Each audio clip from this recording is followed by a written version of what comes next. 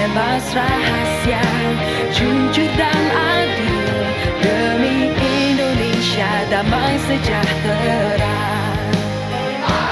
Kita memilih untuk Indonesia,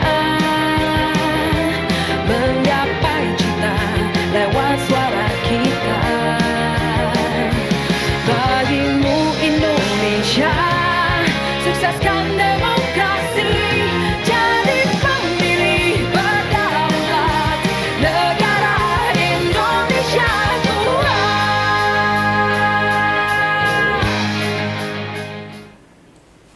Assalamualaikum warahmatullahi wabarakatuh. Selamat pagi menjelang siang. Ketemu lagi dengan saya, Sherly Trisna Ilyas, dalam kegiatan podcast yang alhamdulillah saat ini kita sudah memasuki episode yang ke-6. Tidak terasa ya teman-teman sobat pemilih yang ada di rumah. Terima kasih.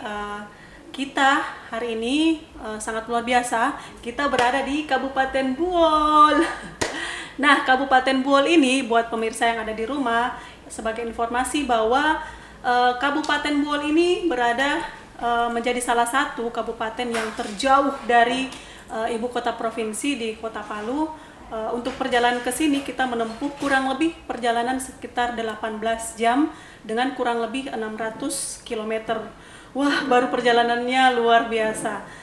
Kita disuguhi dengan gunung-gunung sangat eksotis, sehingga untuk sampai ke Kota Buol ini alhamdulillah kita bersyukur sekali. Tim alhamdulillah sehat-sehat, dan kita akan mengadakan podcast dengan sosok-sosok yang sangat luar biasa. Alhamdulillah masih diberikan kesempatan untuk bertemu dengan dua sosok narasumber yang sangat luar biasa pada pagi hari ini.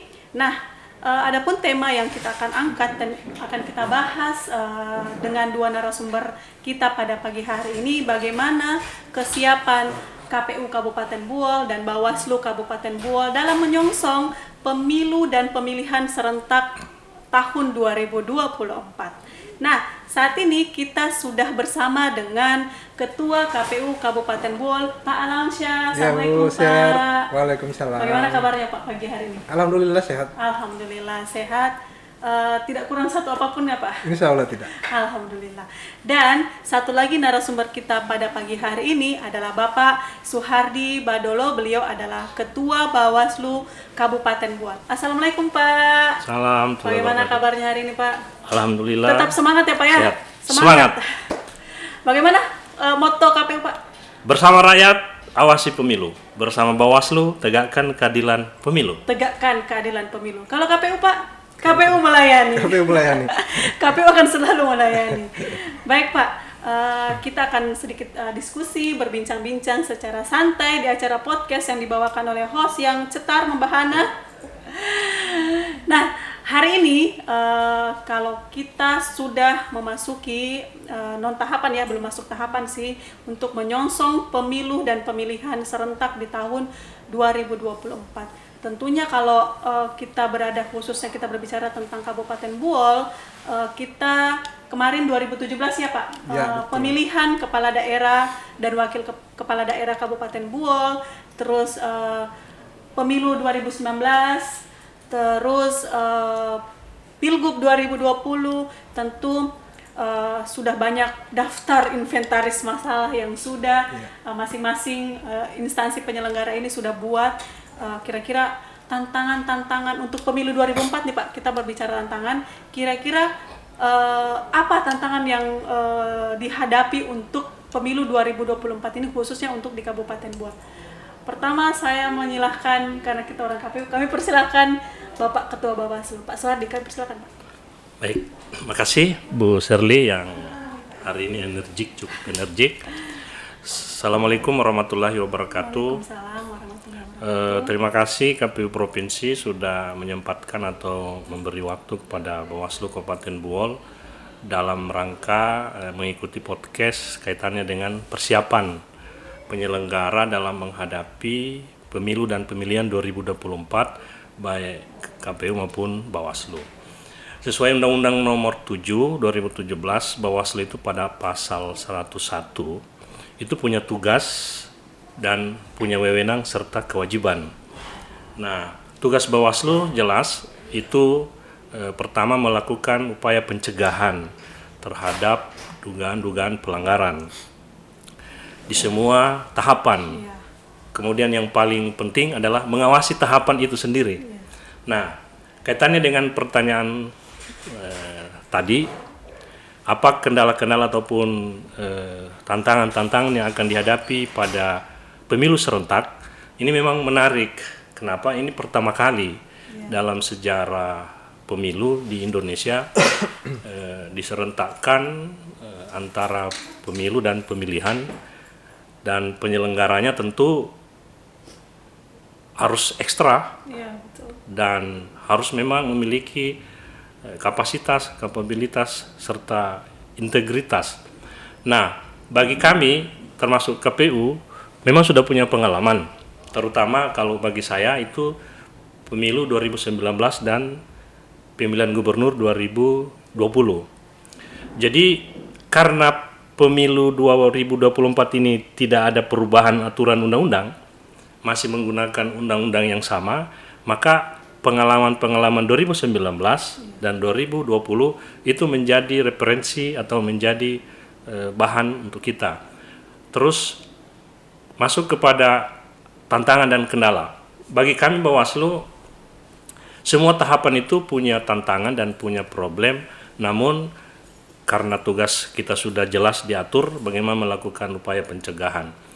Yang paling mungkin ya, ini kalau saya pilih dulu untuk pemilu yang lebih dulu dilakukan atau pemilu nasional di 2024, yang paling mungkin menjadi tantangan kita itu ke depan adalah termasuk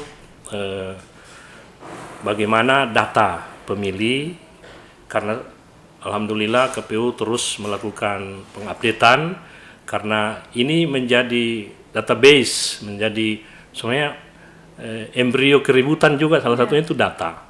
Yang kedua soal partisipasi politik atau peran serta masyarakat, supaya terus meningkatkan pengetahuan pendidikan pemilu, sehingga pemilu ini dianggap pesta rakyat yang kita enjoy saja mengikutinya. Yang berikut mungkin tantangan ke depan itu bagi Bawaslu adalah bagaimana politik uang, bagaimana vote buying ini, dan ini memang dari zaman dulu, sehingga kita memang semua pihak, bukan cuma Bawaslu, punya peran dalam rangka melakukan upaya pencegahan terhadap praktek politik uang. Nah, khusus misalnya pada tahapan-tahapan lain, itu pengalaman kemarin kami dengan KPU itu mendapatkan misalnya caleg ataupun calon legislatif kabupaten itu terkadang diburu waktu, timeline baru injury time baru menyelesaikan berkas, sementara kita dibatasi pukul 12.00. Nah, kasus kemarin kami pernah terima laporan dari seorang calon legislatif partai PKPI. Itu oleh KPU kan ditolak karena dianggap secara administrasi tidak memenuhi syarat. Nah, kemudian memang begitu kita terima laporannya, kita lakukan mediasi antara pemohon-pemohon, antara caleg ini dengan KPU, kedua-duanya lanjut ke judikasi. Setelah kami memang kaji secara hukum, secara substantif hukum, memang masalahnya administratif, namun secara substantif tidak terlalu mempengaruhi kualitas jika misalnya yang bersangkutan akan tetap hak-hak konstitusinya itu diterima, dan secara legal kami waktu itu memutuskan supaya calon ini dimasukkan kembali dalam daftar. Itu tantangan sebenarnya. Makanya lewat kesempatan ini saya dan KPU menghimbau pada orang-orang yang akan mencalonkan diri ke depan, jangan nanti injury time. Jadi dari sekarang siapkan berkas, baca undang-undang, apa semua itu syarat-syarat calon anggota dewan, supaya ke depan tidak lagi sibuk. Nah, terutama juga teman-teman partai politik juga memberi edukasi kepada calon-calonnya. Nah, tapi kalau untuk pemilihan, pilkada, nah ini agak sensi. Ya, walaupun saya bukan penyelenggara pada 2017, tapi saya menyaksikan dan melihat bagaimana situasi pilkada Bupati Buol waktu itu luar biasa. Mungkin Pak Alamsa mengalami itu karena waktu itu masih menjabat KPU. Nah, tantangan bagi Bawaslu untuk pilkada itu biasanya satu ASN, keterlibatan atau ketidaknetralan aparatur sipil negara. Termasuk di dalamnya juga politik uang dan lain sebagainya. Inilah yang menjadi tantangan-tantangan kita, dan bagi kami itu sudah ada pengalaman sebelumnya, sehingga kami sudah insya Allah memiliki kiat-kiat, langkah-langkah, terutama menjadi tugas pokok kami itu mencegah, mengawasi, menindak, dan menyelesaikan sengketa proses. Sekira itu dulu yang bisa saya sampaikan. Tadi kalau Bapak bahas membedakan antara kendala yang dihadapi di pemilu dan pemilihan, di mana kendala dalam pemilihan itu adalah Bapak sampaikan embrio suatu sengketa biasanya dimulai dari data pemilih. Dan kedua terkait dengan politik uang ya, baik di pemilihan maupun pemilu, tentu semua terkait dengan politik uang yang mungkin kalau dari pemilu ke pemilu semua sebenarnya sama masalahnya, cuma semacam kayak kalau semisal kayak corona ada varian-variannya, semakin bervariasi tata cara permasalahan-permasalahan seperti itu ya Pak ya. Nah kalau dari sisi KPU sebagai penyelenggara bagaimana tantangan ke depannya? Ya, pertama terima kasih Bu Sher. Tim dari KPU Provinsi sudah datang untuk melaksanakan podcast ke-6 di Kabupaten Buol. Kami berencana membuat podcast juga secara mandiri, tapi terkendala masalah anggaran karena menyiapkan segala sesuatunya itu butuh anggaran. Nah, tempatnya juga akan terjadi di sini. Kami bersyukur untuk perdana di KPU Buol, KPU Provinsi yang memulainya. Paling tidak kami punya guide untuk bagaimana memulai podcast, karena podcast ini menurut kami sangat berarti betul. Ke depan bukan hanya di dalam internal KPU, baik itu PPK, baik itu komisioner yang lain, tapi juga bisa masyarakat, tokoh adat dan stakeholder yang lain, bupati, ketua DPR bisa kita undang untuk untuk kita podcast sekaligus menyampaikan kepada masyarakat yang luas. Nah, kita masuk pada tema pada hari ini. Saya kira menarik ya. Kita berani coba membahas tentang tantangan di 2024 yang secara kontekstual menurut saya agak berbeda dengan pilkada 2020 dan pemilu tahun 2019. Pertama begini, kalau kita bicara masalah evaluasi, kita ketahui bersama 2017 itu pelaksanaan pilkada di Kabupaten Buol itu membawa trauma bagi penyelenggara pemilu kita. 3 orang KPPS kita disanksi pidana 3 tahun dan itu betul-betul pilkada yang membawa trauma bagi masyarakat termasuk kita penyelenggara pemilu. Nah, saya tidak ingin terlalu dalam membahas itu, tapi dampak dari permasalahan itu terbawa hingga ke 2019. Kita merasakan betul bagaimana sulitnya kita mencari penyelenggara pemilu di tingkat TPS, KPPS. Begitu kita sudah dapat isunya di blow up lagi, itu mau mundur rame-rame. 1 desa, 2 desa menjangkit. Kita mencarikan jalan bagaimana caranya. Kita ketemu kepala desa, meyakinkan orang-orang ini untuk tetap berada di KPPS agar tidak mundur.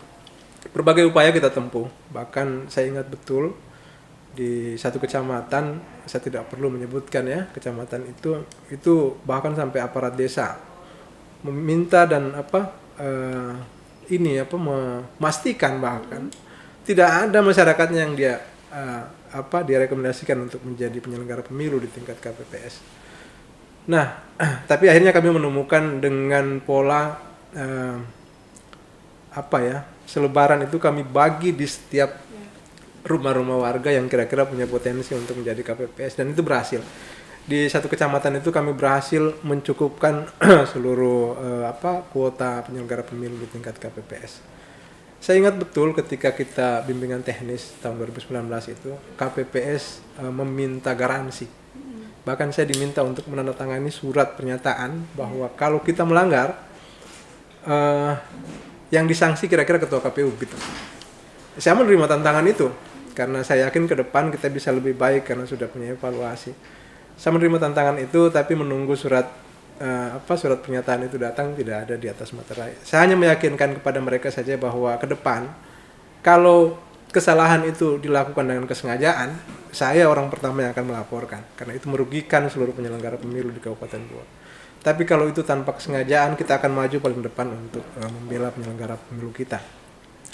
Itu tantangan terberat kita di tahun 2019 selain logistik yang kita memang hampir kecolongan ya.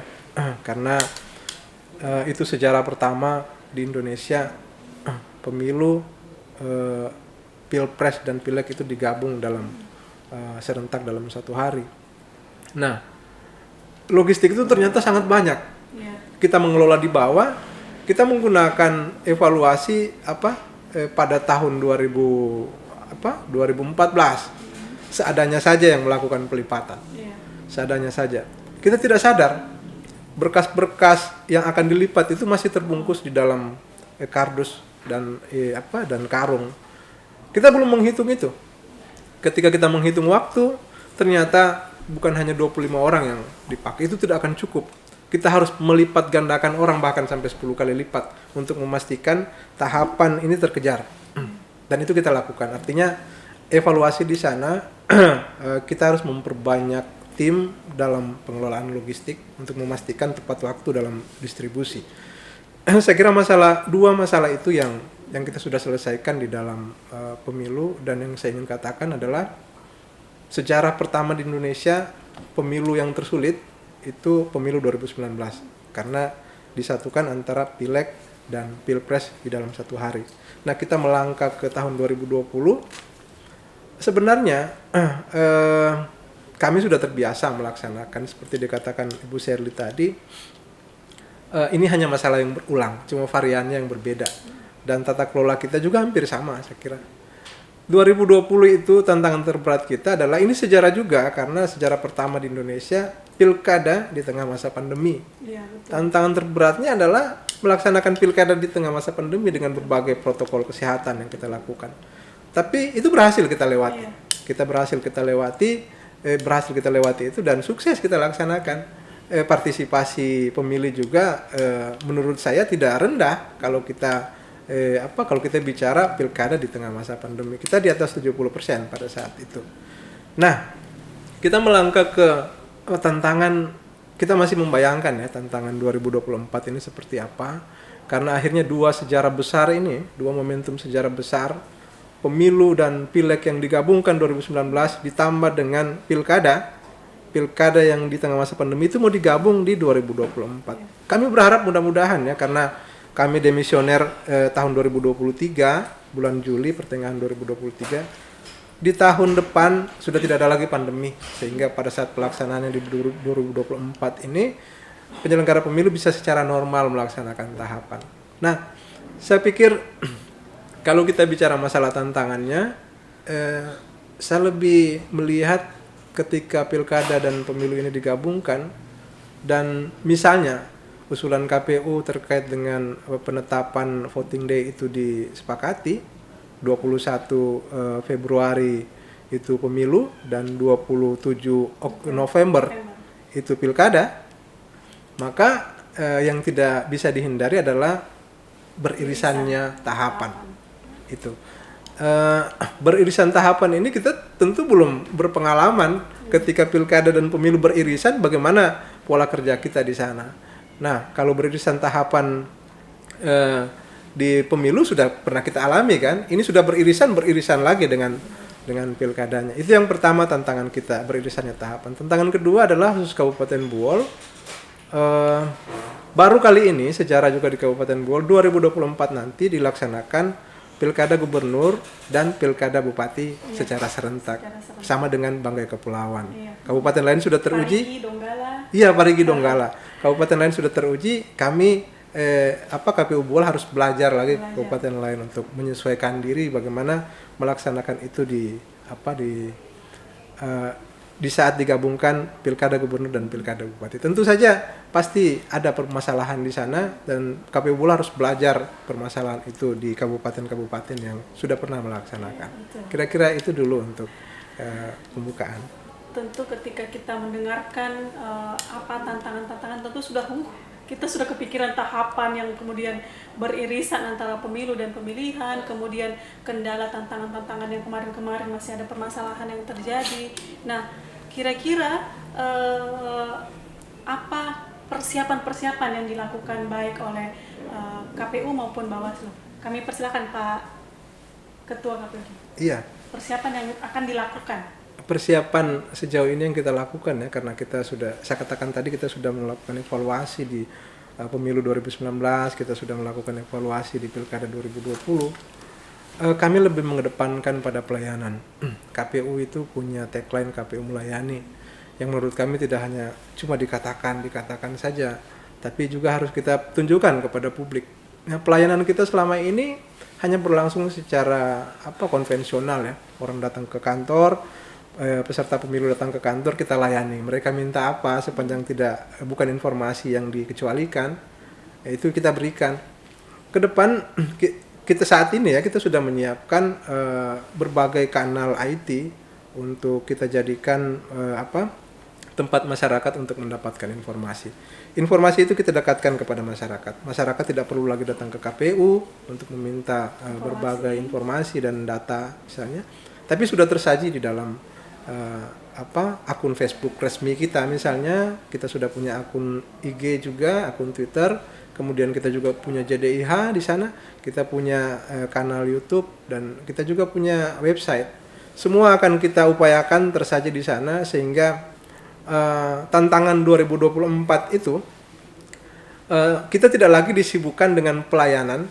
Maksud saya pelayanan itu tetap ada, tapi kita tidak akan terlalu disibukkan dengan pelayanan langsung, melainkan pelayanan lewat perangkat IT itu. Ini bisa kita manfaatkan karena ini bisa membantu, bisa efisien pelaksanaan kita, karena kita tahu konsentrasi seluruh penyelenggara pemilu itu di tahun 2024. Kita tentu saja bisa membayangkan ya bagaimana kesibukan dan kelelahan penyelenggara pemilu kita ketika ini disatukan. Ditambah lagi dengan kesibukan harus melayani peserta pemilu dan masyarakat di kantor. Padahal ada cara-cara yang bisa kita lakukan lebih efektif melalui itu tadi, melalui IT. Jadi masyarakat tidak perlu harus datang ke kantor KPU, mereka tinggal buka dengan jempol mereka bisa dapatkan apa yang mereka inginkan. Saya kira persiapan untuk pemilu 2024 kita masih menguatkan itu dulu, pelayanan kita, bagaimana pelayanan ini kemudian memudahkan masyarakat untuk mendapatkan informasi. Saya kira itu. Artinya dengan memanfaatkan media elektronik dan media sosial di berbagai platform, KPU Bola berusaha menampilkan berbagai informasi-informasi. Kan kalau ke depan pasti tentu tidak sedikit orang yang datang. Bagaimana hasil pemilu 2017, pilkada 2017. Jadi sudah tersedia, silahkan klik dikunjungi website ini, nanti akan disediakan, seperti itu ya Pak ya? Ya, kira-kira seperti itu. Kalau dari sisi pengawasan bagaimana Pak? Baik, untuk Bawaslu, sebagaimana kita ketahui bahwa Bawaslu Kabupaten Kota di seluruh Indonesia itu permanen pada Agustus 2018. Jadi secara struktur memang kelembagaan di Sulawesi Tengah saja itu baru ada 3 kabupaten yang kepala sekretariatnya itu definitif. Kota Palu, Poso, dan Sigi. Selebihnya itu koordinator sekretariat. Sehingga secara kelembagaan struktur ini masih dibawa atau masih diambil alih oleh provinsi dari sisi misalnya satuan kerja, pengelolaan keuangan, dan seterusnya. Ini juga bagian dari proses untuk kami perbaiki ke depan, dan saya dengar ditambah lagi beberapa kabupaten lain untuk didefinitifkan sehingga menjadi kepala sekretariat dan menjadi satker. Untuk persiapan dan langkah-langkah ataupun hal-hal yang kita akan ambil atau tempuh untuk Bawaslu itu sekarang kita menyiapkan yang namanya, bukan menyiapkan tetapi telah melakukan proses pendidikan sekolah kader, pengawas partisipatif. Kemarin kita 85 orang untuk dididik di sekolah kader tersebut. Itu anak-anak muda yang memiliki potensi sebagai instrumen membantu pengawasan Bawaslu lewat pengawasan partisipatif. Setelah itu 5 orang terbaik dari BUOL itu diutus ke provinsi mengikuti sekolah kader pengawasan partisipatif tingkat menengah.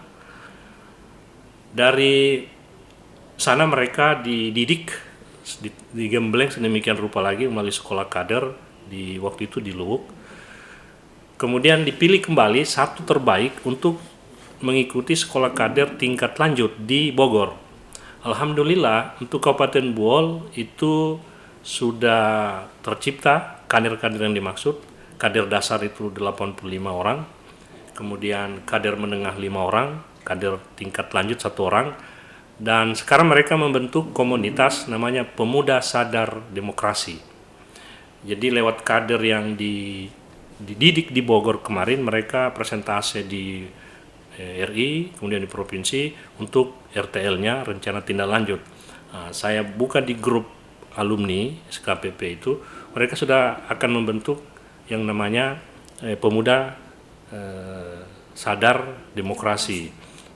Maksudnya adalah bahwa akan berperan membantu penyelenggara baik KPU Bawaslu terkait dengan persiapan pemilu 2024 dan pemilihan 2024. Yang berikut juga persiapan yang kami lakukan adalah tentu karena ini undang-undangnya masih undang-undang yang sama, kemudian ada tantangan lain di sisi itu bahwa voting day itu 2024 dalam regulasi penyelenggara itu akan berakhir 2023. Ini juga mudah-mudahan tidak akan mengganggu proses karena di situ juga ada irisan. 5-6 bulan kemudian itu sudah voting day, tetapi penyelenggaranya jika misalnya tidak terpilih yang sekarang yang berakhir, berarti akan penyelenggara baru. Nah, penyelenggara baru 5-6 bulan kemudian voting day yang ke belakang ini kan dia tidak ikuti. Ini juga satu hal yang memang menjadi harus perhatian juga untuk kita semua termasuk pemerintah, sebab beririsannya semua kegiatan ini pada proses tahapan penyelenggaraan pemilu yang diatur dalam Undang-Undang 10 itu bahwa dilakukan serentak 2024. Maka walaupun belum ada tahapan, kami Bawaslu melalui Bawaslu Provinsi, Bawaslu RI itu melakukan webinar-webinar. Jadi memanfaatkan media lewat Zoom ini, kita diberikan bintek-bintek ataupun sosialisasi baik RI maupun provinsi. Termasuk hari ini pada jam yang sama teman-teman lagi mengikuti kegiatan dari RI terkait dengan penanganan pelanggaran dalam rangka menghadapi pemilihan 2024. Nah, ini semua mungkin menjadi langkah-langkah kita. Jadi kalau bagi saya kembali membuka referensi literatur peraturan-peraturan Bawaslu, undang-undang pemilu agar dibaca kembali, dianalisa, karena undang-undangnya sama maka tentu problem-problem yang hadapi akan berkaitan dengan itu. Tinggal mungkin gesekannya ataupun namanya momen-momennya yang akan berbeda.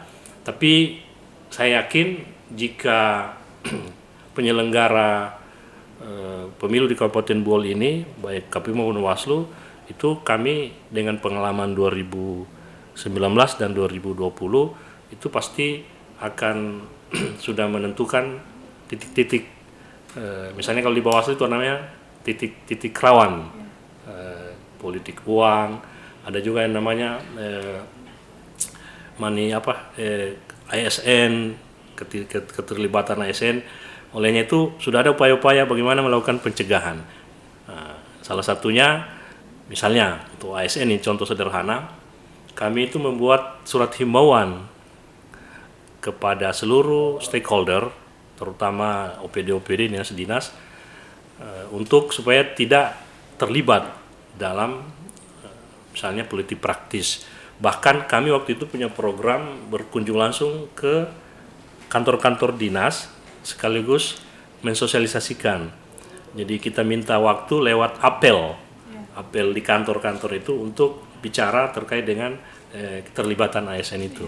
Itu kami lakukan kemarin, mudah-mudahan ini juga akan kami lakukan ke depan, sebab misalnya kami masih di penyelenggara, sebab pemilihan bupati di Bohol itu 2024, dan tentu salah satu titik rawannya itu adalah bagaimana keterlibatan aparatur sipil negara. Itu hasil riset sudah itu, bahwa kenapa ASN itu terlibat, ya ada beberapa faktor. Karena ingin supaya dapat promosi jabatan, karena mungkin kekerabatan, karena ada juga karena mungkin ingin mau berperan supaya bisa dianggap juga mampu. Jadi inilah yang menjadi langkah-langkah kami ke depan, lebih mengedepankan nanti upaya pencegahan. Saya kira untuk demikian. Jadi baik KPU maupun Bawaslu, persiapan-persiapan dilaksanakan masih terkait dengan bagaimana penguatan kelembagaan secara internal, dengan nanti persiapan-persiapan kayak internal kayak Zoom meeting kan, terkait dengan bagaimana diskusi-diskusi yang setiap Zoom meeting atau knowledge sharing itu berbagi informasi ya, terkait misalkan Pak Ketua Bawaslu mengatakan tadi terkait dengan penanganan sengketa, terus mungkin bagaimana pengembangan informasi-informasi, itu sudah dilakukan oleh KPU ya Pak, baik KPU maupun Bawaslu, supaya informasi ini tersebar ke masyarakat bahwa meskipun tidak ada tahapan penyelenggara KPU baik penyelenggara pemilu baik KPU maupun Bawaslu itu tetap bekerja penguatan kelembagaan. Nanti di luar KPU dan Bawaslu apa kerjanya, ini tidak ada pemilu kan seperti itu biasanya masyarakat tahunya. Ternyata tidak seperti itu. Di non tahapan seperti ini tetap ada penguatan kelembagaan yang dilaksanakan, misalkan pengembangan SDM terkait dengan informasi, memetakan titik-titik rawan, di mana titik-titik rawan di setiap tahapan itu kira-kira bisa terjadi pelanggaran. Jadi kalau Pak Ketua tadi mengatakan bahwa mengawasi tahapan, bukan mengawasi KPU ya Pak ya? Ya. Mengawasi tahapan. Karena Bawaslu itu mengawasi KPU dalam menyelenggarakan pemilu, tapi tidak seperti itu mengawasi tahapan yang dilaksanakan oleh pemilu. Nah, ada seorang tokoh nasional, internasional, Jason Brennan, yang mengatakan bahwasanya tidak etis sebuah penyelenggara pemilu, maksudnya di baik KPU maupun Bawaslu, jika kemudian memaksa masyarakat untuk ayo datang ke TPS memilih tanpa memberikan informasi dan pengetahuan terhadap masyarakat itu bagaimana tata cara prosedur pemilihan dan siapa-siapa saja yang akan kita pilih, intinya kayak pendidikan politik. Jadi Jason Brennan mengatakan bahwa tidak bermoral lah KPU maupun Bawaslu sebagai penyelenggara jika tidak memberikan informasi itu. Nah, terkait dengan partisipasi masyarakat, sekiranya apa saja yang sudah dilakukan KPU untuk meningkatkan partisipasi masyarakat, tapi partisipasi itu tetap berkualitas. Kalau nanti mungkin Bawaslu, bagaimana partisipasi itu tetap terjaga, masyarakat bukan datang ke TPS bukan karena ini, nih 300.000 nih, datang pilih ini. Mungkin Pak Alamsyah, gimana Pak? Ya.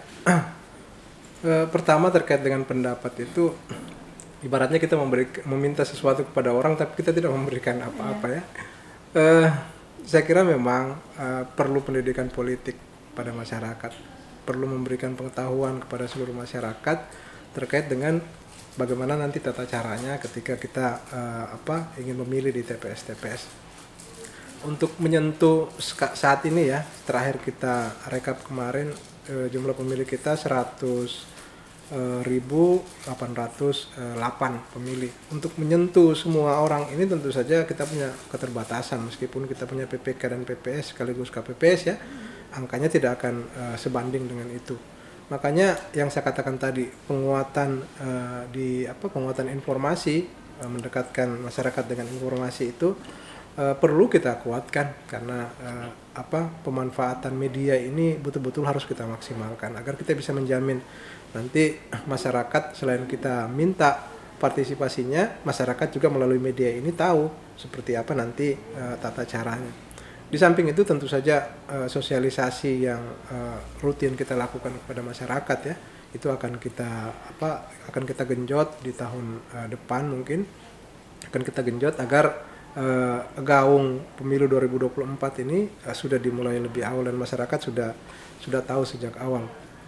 Mengenai program kami tahun depan, kita sudah memprogramkan DP3, Desa Peduli Pemilu dan Pemilihan, itu akan kita programkan di beberapa desa, dan beberapa kegiatan lain yang tentu saja tujuannya untuk itu tadi, memberikan pendidikan politik kepada masyarakat terkait bagaimana nanti tujuan akhirnya partisipasi itu betul-betul berkualitas. Bukan hanya dia datang ke TPS, kita berhasil, tidak, tapi dia datang ke TPS betul-betul memilih pemimpin atau calon yang kira-kira bukan berdasarkan money politik atau kedekatan karena sesuatu dan sebagainya. Saya kira itu untuk meningkatkan partisipasi pemilih kita ke depan.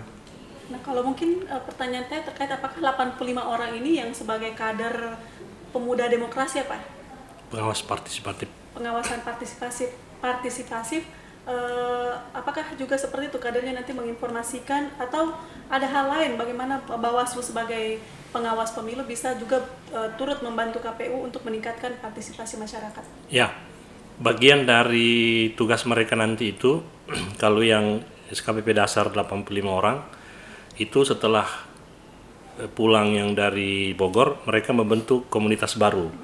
Jadi sudah komunitas mereka, dan mereka membuat semacam wadah lewat media sosial, dan silakan pemuda-pemuda yang memiliki peran dan memiliki kepentingan untuk demokrasi ini menjadi berjalan bagus, masuk di link itu, sehingga kita tidak bisa membatasi berapa yang akan masuk. Saya kemarin baru masuk setelah mengklik link yang mereka buat. Nanti dari situ akan bergulir seperti bola salju. Jadi mereka akan, salah satu tugas mereka itu akan membantu penyelenggara, baik mungkin Bawaslu sendiri dari aspek pengawasannya maupun KPU dari aspek bagaimana mendorong masyarakat supaya misalnya jika belum terdaftar supaya mendaftarkan diri. Jadi memang betul-betul kita jaga kualitasnya nanti lewat mereka ini, karena mereka sudah ditempa, sudah dididik, sudah diberi muatan-muatan secara tatap muka oleh pegiat-pegiat pemilu baik tingkat lokal maupun nasional, sehingga ada perkembangan terbaru bagi pemuda-pemuda kita yang mungkin sebelum-sebelumnya belum banyak tahu tentang demokrasi, tentang pemilu. Kali ini mereka lumayan, dengan yang mengikuti SKPP itu mereka menyadari bahwa mereka ternyata masih awam sebelumnya, sekarang sudah mulai paham. Nah, mudah-mudahan kami akan bertemu dengan mereka, itu akan menjadi motor penggerak sebagai generasi muda dalam rangka mendorong kualitas peserta ataupun pemilih nanti di tahun-tahun yang akan datang. Tentu harapan kami itu sekolah kader ini ataupun pemuda sadar demokrasi ini betul-betul independen, berintegritas, dan bekerja sesuai dengan yang namanya tadi partisipatif. Jadi kalau kemarin-kemarin kan itu kan tugasnya KPU, tugasnya Bawaslu. Nah, kali ini kita rubah mindset itu, paradigma itu, bahwa tugas pengawasan itu bukan cuma tugas Bawaslu. Tugas penyelenggaraan bukan cuma tugas KPU, tapi kita semua ini punya peran dan tugas masing-masing, termasuk partai politik. Justru kalau saya membaca, partai politik itu punya tugas yang justru lebih terbuka ketimbang kita, karena mereka memang punya masa yang harus digembleng sedemikian rupa agar konsisten dan sadar. Nah, mudah-mudahan dengan pola-pola itu kita akan ada perubahan-perubahan, paling tidak di tataran generasi muda yang belum terkontaminasi. Yang berikut juga itu kita lakukan kerjasama, berbagai kerjasama termasuk perguruan tinggi untuk di sana kan mahasiswa. Jadi di sana juga kita bentuk mereka itu sebagai relawan ataupun pengawas partisipatif yang punya peran, idenya masih bagus. Kemudian kita beri dia penguatan, informasi-informasi seperti yang disampaikan tadi, supaya turun di masyarakat dia punya dasar, tidak asal ngomong. Kan kemarin KPU kan ada namanya relawan demokrasi itu untuk turun juga mensosialisasikan. Nah, cuma memang dibatasi waktu mereka. Nah, kalau yang kader kami ini setelah dikader, mereka yang berkembang sendirinya nanti. Cari wadah untuk diskusi lewat media sosial sehingga di Bol nanti insya Allah dan beberapa kabupaten yang sempat dikirim ke Bogor itu bisa turun ke kabupatennya dan menyebarkan virus-virus kebaikan demokrasi itu ke masyarakat. Demokrasi pemilu. Ya, saya kira itu paradigma baru yang dibangun oleh Bawaslu RI dalam rangka membentuk kader. Mungkin KPU juga dengan desa sadar pemilu itu saya kira sangat bagus, dan ke depan akhirnya nanti ini pemilu kita ini nanti pemilu yang berkualitas, tetapi bukan cuman dari aspek ria penyelenggaraan, tapi kualitas secara kualitatif pemilih itu bukan cuma kuantitas tapi kualitasnya. Jadi secara kualitatif mereka dengan sadar tadi saya datang ke TPS itu karena kepentingan saya ada, bukan karena dibayar atau karena. Nah, ini semua yang tentu kita akan lakukan terus, suarakan terus, mudah-mudahan lewat misalnya media elektronik atau media sosial itu kita gaungkan. Tadi menarik, insya Allah nanti kabupaten kota di pemilu atau di anggaran 2022 ini bisa membawa ranah salah satu sosialisasinya itu ke media, sehingga sarana media itu disiapkan. Saya kira bagus. Karena kalau kita melihat sekarang ya Pak ya, siapa masyarakat yang tidak punya handphone? Masyarakat mana, orang siapa yang tidak punya media sosial? Jadi kalau misalkan informasi seperti itu yang kalau kita mau menyebarkan, ya bagusnya kita ikuti tren yang ada saat itu. Tren apa ya, misalkan mengikuti kayak podcast atau knowledge sharing melalui Zoom. Kita harus mengikuti perkembangan zaman supaya tidak tertinggal. Nah, tadi kalau dari KPU dan Bawaslu ada istilah bagaimana meningkatkan partisipasi masyarakat, ada yang namanya desa DP3. Memang untuk tahun ini memang anggaran kita kan ada ini ya, agak sedikit refocusing, jadi agak sedikit minim. Nah, untuk KPU Bol memang belum ada ya Pak desa DP3, semoga tahun depan ada anggarannya, sehingga di dalam desa DP3 itu juga dibentuk kader-kader desa, bagaimana mengantisipasi kalau ada hoaks, bagaimana memberikan pendidikan masyarakat, pendidikan politik. Dan seperti yang Bapak bilang tadi, sebenarnya pendidikan politik itu bukan hanya kewajiban dari KPU maupun Bawaslu, tapi partai politik sebagai stakeholder juga punya kewajiban bagaimana memberikan pendidikan politik kepada masyarakat. Nah, kalau KPU bagaimana nih memberikan pendidikan politiknya, misalkan seperti memberikan informasi-informasi terkait visi dan misi dari peserta pemilu, memberikan tata cara penyelenggaraan datang ke TPS, pastikan Anda terdaftar dalam DPT, tata caranya memilih seperti ini, yang mau dipilih ini loh orang-orangnya. Nah, kalau dari Bawaslu dari sisi pengawasan, bagaimana tidak ada politik uang, money politik. Semoga kader 85 orang itu, artinya Bol juga termasuk salah satu kadernya Pak ya, yang terbaik ya dari Sulawesi Tengah untuk ke Bogor ya Pak. Ada satu orang perempuan. Itu Bol perempuan lagi bisa menjadi kader. Semoga nanti tokoh ini menjadikan tokoh-tokoh pemuda, di satu orang menjadi 2 orang, menjadi 3 orang. Bahkan kalau Bung Karno mengatakan bahwa kan saya 10 pemuda akan saya rubah. Nah, seperti itu, mudah-mudahan nanti para kader yang sudah dibentuk 85 ini mendapatkan pendidikan dasar, bisa saja insya Allah tahun depan mendapatkan pendidikan lanjutan ya Pak. Nanti ke depan KPU Bol mendapatkan anggaran, juga mendapatkan membentuk desa peduli pemilu dan pemilihan atau desa DP3, membentuk kader-kader yang kemudian memberikan pendidikan politik, karena pendidikan politik itu ternyata sangat penting Pak.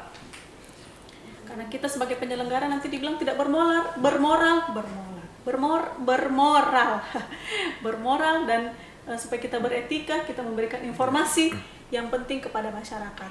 Ada juga Mbak Sherly, saya lupa. Kami juga teringat dengan desa sadar itu. Kemarin itu kami membentuk waktu pilkada gubernur, membentuk namanya desa anti dan tolak politik uang. Itu langsung turun ke desanya dan deklarasi. Sehingga beberapa desa itu bagus, kepala desanya siap mendukung aparatnya dan menandatangani kerjasama MOU itu. Jadi nanti insya Allah ini menjadi bagian juga yang menjadi program. Jadi KPU jalan dengan desa DP3-nya, nanti Bawaslu juga akan nanti masuk menjadi desa anti dan tolak politik uang. Sehingga kualitas demokrasi masyarakat kita secara tidak langsung itu mereka meningkat. Dan bahkan ada desa itu kan mereka punya dana desa bangun misalnya gerbang. Coba saya katakan ke kepala desa itu, coba di gerbang itu tulis selamat datang atau Anda memasuki desa anti dan tolak politik uang. Artinya secara moral masyarakatnya kan beban itu. Sehingga begitu caleg datang, aduh salah masuk orang. Ternyata masuk di desa yang anti politik uang. Nah, adapun kalau misalnya masih tetap ada di situ, ya jangan kita salahkan, tapi kita terus koreksi kenapa dia masih. Jangan-jangan dia belum paham. Nah, dengan adanya tadi program KPU itu, saya kira kalau ini disinergikan, nanti salah kalau tahun-tahun ke depan ini bisa juga nanti apakah Bawaslu ada anggaran atau tidak, tapi biasanya itu tidak pakai anggaran kalau kami, karena itu kesadaran sendiri membentuk desa anti politik uang.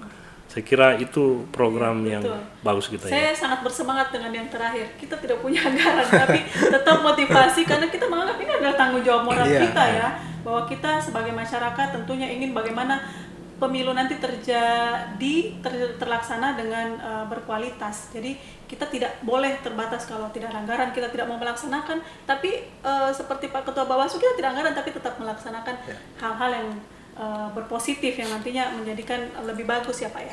Nah semoga tadi satu orang ya Pak yang menjadi kader itu, satu kader nasional ya, dan kader nasional dan 5 kader provinsi, 5 kader provinsi menyebarkan virus-virus cinta.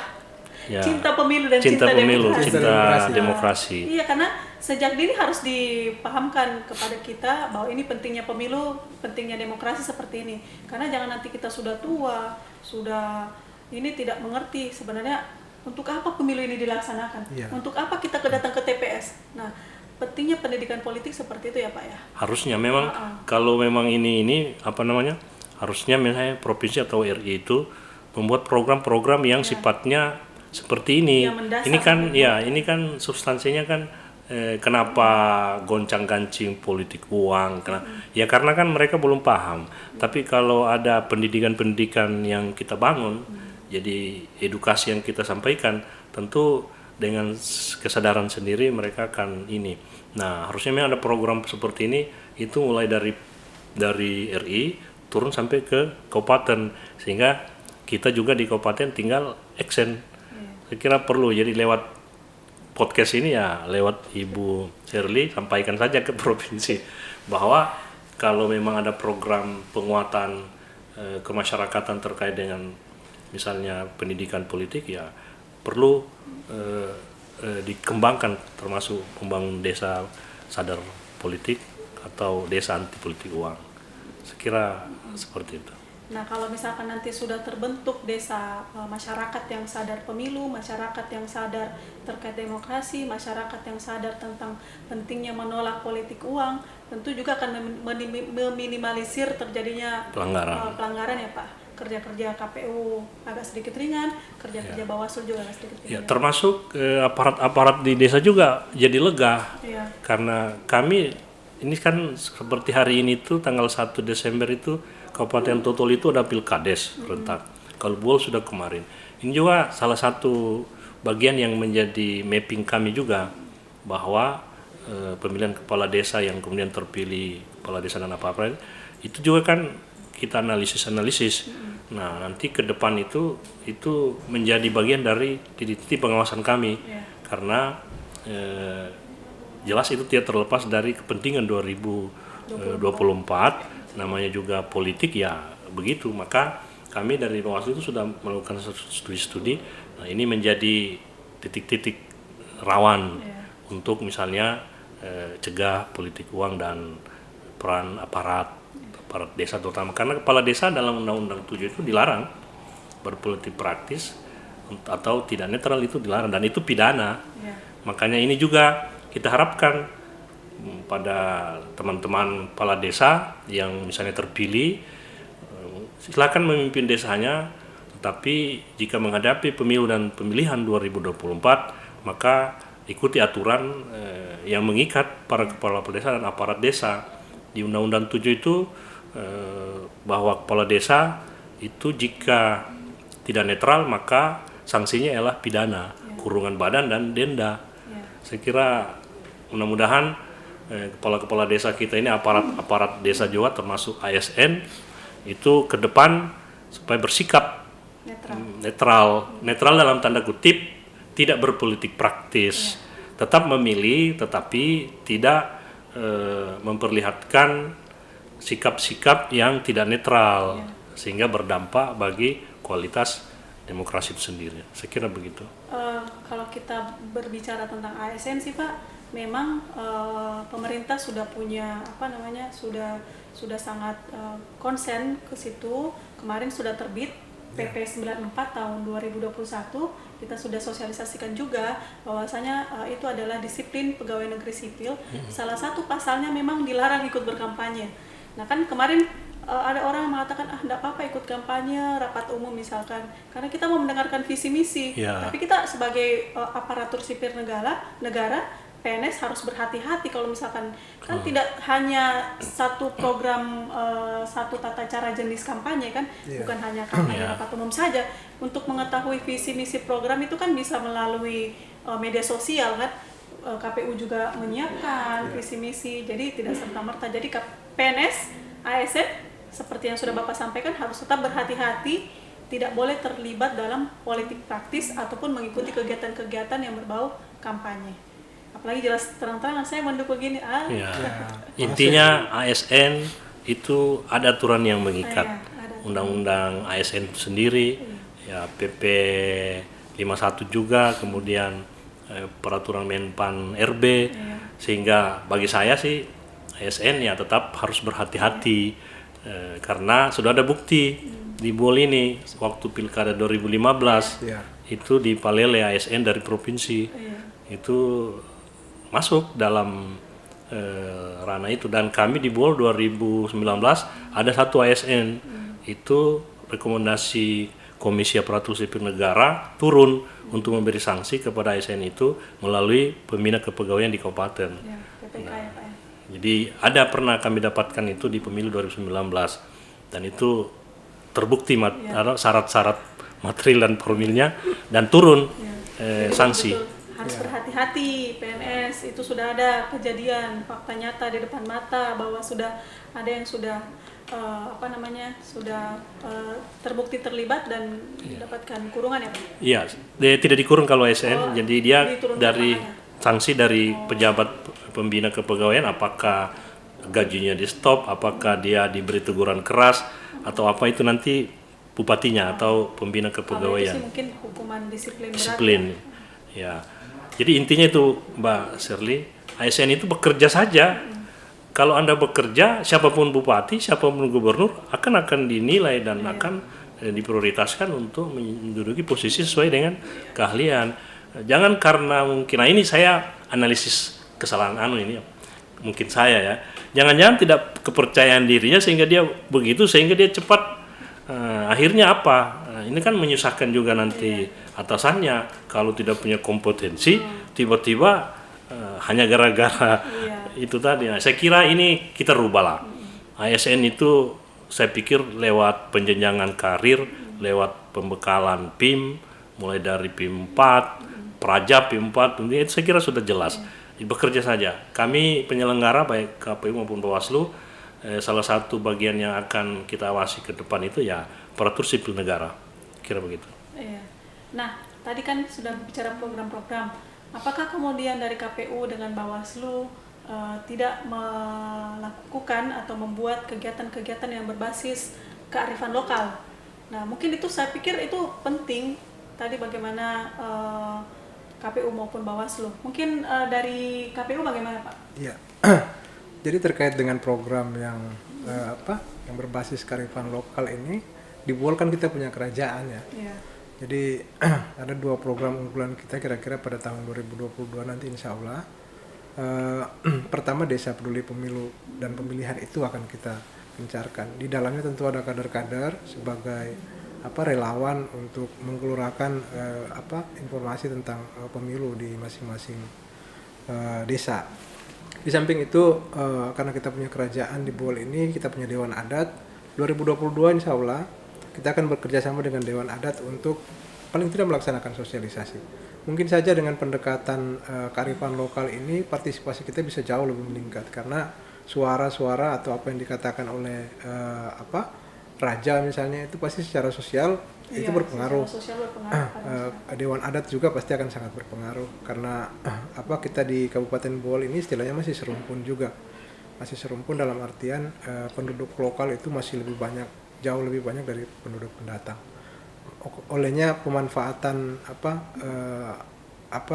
kearifan lokal ini penting menurut saya di tahun 2022 ketika kita memulai tahapan awal pemilu tahun 2024. Saya kira itu, Bu Ser. Iya. Kan tadi kalau Bapak sudah sempat menyinggung soal kepala desa, kan kepala desa mempunyai power ya Pak ya? Mempunyai power kepada masyarakatnya, begitu juga dengan misalkan pimpinan adat atau dewan adat mempunyai power. Jadi ketika kita bekerja sama dengan mereka, tentunya masyarakat lebih trust. Yang tadi mungkin tidak trust dengan adanya kasus di 2017, dengan adanya kasus di 2015 itu meningkatkan trust lagi. Nah kalau dengan Bawaslu bagaimana Pak? Ya, kemarin 2020 itu kita memang sowan berkunjung ke Raja dan meminta beliau bisa mukanya, gambar fotonya itu dipajang di baliho yang baliho itu mengisi pesan tentang tolak politik uang supaya bersikap netral bagi ASN dan seterusnya, dan beliau bersedia. Nah, itu pesan lewat gambar. Insya Allah ke depan kalau memang betul-betul kita mau ini, bukan cuma raja tapi seluruh stakeholder itu kita jadikan sebagai bagian dari pengawasan. Makanya ada nanti MOU, Majelis Ulama, PGRI, karena begitu banyak guru. Kemudian AMI, organisasi-organisasi kemasyarakatan lainnya, IMM, Pemuda Muhammadiyah, NU, Ansor, banyak lah. Itu bisa kita jadikan partner kerja baik dari sisi pengawasannya maupun dari sisi pelaksanaan di lapangan. Bahkan kalau perlu kita libatkan mereka sebagai misalnya penyelenggara, karena mereka mungkin masih lebih punya ide-ide, gagasan-gagasan belum terkontaminasi. Memang sih pemuda hari ini itu gimana ya, sarjana, kemudian mungkin belum memiliki objek yang menetap sehingga tergiur masuk politik. Itu juga kita sayangkan, memang masih muda sudah masuk ke dunia politik, sehingga kita mengharap yang lain-lain yang belum ini itu belum terkontaminasi lah. Ada satu itu saya lihat di provinsi itu anak muda yang bagus, saya lihat sudah masuk di partai. Jadi kalau sudah masuk di partai politik artinya memang mungkin itu pilihan dia. Dengan demikian tentu kita berharap mereka yang punya dasar organisasi bagus masuk di partai politik, memberikan virus-virus juga pengetahuan yang positif kepada kader-kadernya. Kira demikian. Yang penting bukan virus corona Pak. Nah itu dia. Ini juga yang soal tantangan. Karena di 2024 ini kita belum juga tahu, tapi kita sudah punya pengalaman 2020. Yang jelas aturan banyak yang berubah dengan penyesuaian tersebut. Mudah-mudahan pemilu 2024 sudah tidak ada lagi aturan-aturan yang akibat situasi itu, sehingga dengan demikian kita berjalan dengan baik. Karena memang ya yang saya analisa itu untuk 2024 itu karena kompetitif untuk pilkadanya itu kan melihat hasil pilek-pilpresnya. Dari situ baru mulai. Nah di situ ada irisan-irisan dan saya yakin itu memang kita harus ekstra bekerja keras penyelenggara, karena setelah pasca pemilu legislatif dan eksekutif itu pilek pilpres itu kan sudah ada indikator-indikator bagaimana untuk pilkada, antara lain kan pemenuhan misalnya calon untuk pilkada. Nah di situ mulai ada gerakan-gerakan yang tentu kita masih dalam proses tahapan. Ada di situ kalau Bawaslu, ada di situ mungkin menghadapi sengketa, belum selesai MK sudah mulai masuk tahapan ini, belum putusan. Nah ini semua yang menjadi memang kerja-kerja yang akan menjadi tanggung jawab dan tantangan. Mudah-mudahan Buol dalam pemilu 2024 seperti terjadi pemilu 2019 dan Pilkada 2020 Gubernur, dan saya yakin kalau kami masih di situ, kita akan mengambil dasar-dasar pelaksanaan sebelumnya itu untuk diterapkan kembali dan dikembangkan di pemilu 2024. Oke, sobat pemilih dimanapun Anda berada, kita sudah banyak diskusi terkait dengan tantangan, terus persiapan yang akan dilaksanakan oleh KPU Buol maupun Bawaslu Buol dalam menghadapi menyongsong pemilu serentak di 2024. Tentu dari bahasan ini, ada tahapan-tahapan yang beririsan, ada penyelenggara pemilu yang kemudian sudah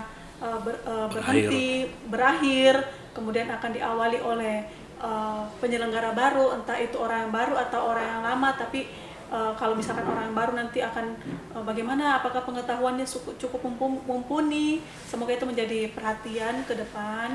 Tentunya juga kita banyak membahas tentang kesiapan yang dilakukan, yaitu program-program yang sudah dilaksanakan mulai saat ini dengan bagaimana SDM penyelenggara baik di KPU maupun di Bawaslu, dan pendidikan politik keluar. Jadi pendidikan politik itu bukan nanti mau pemilu di 2024, tapi dimulai dari sekarang.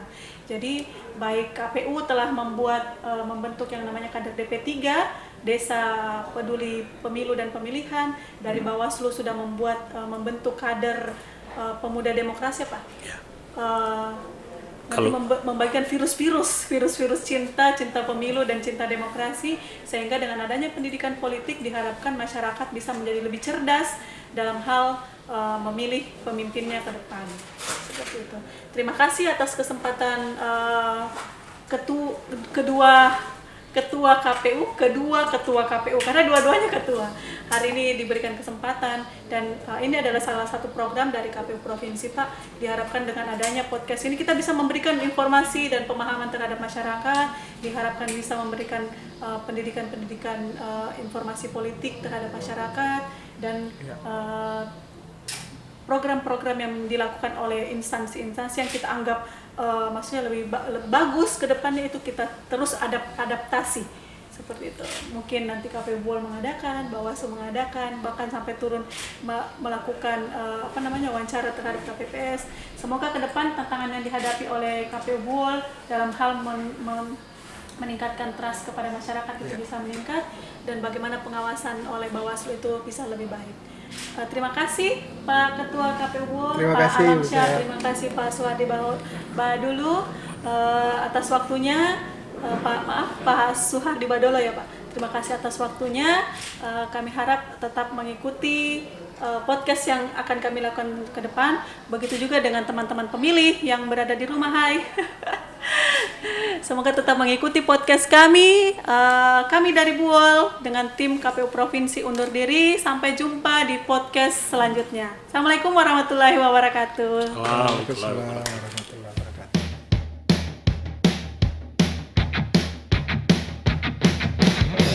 Tiba saatnya Indonesia untuk memilih. Bersama datang ke TPS, salurkan aspirasi. Langsung umum bebas rahasia.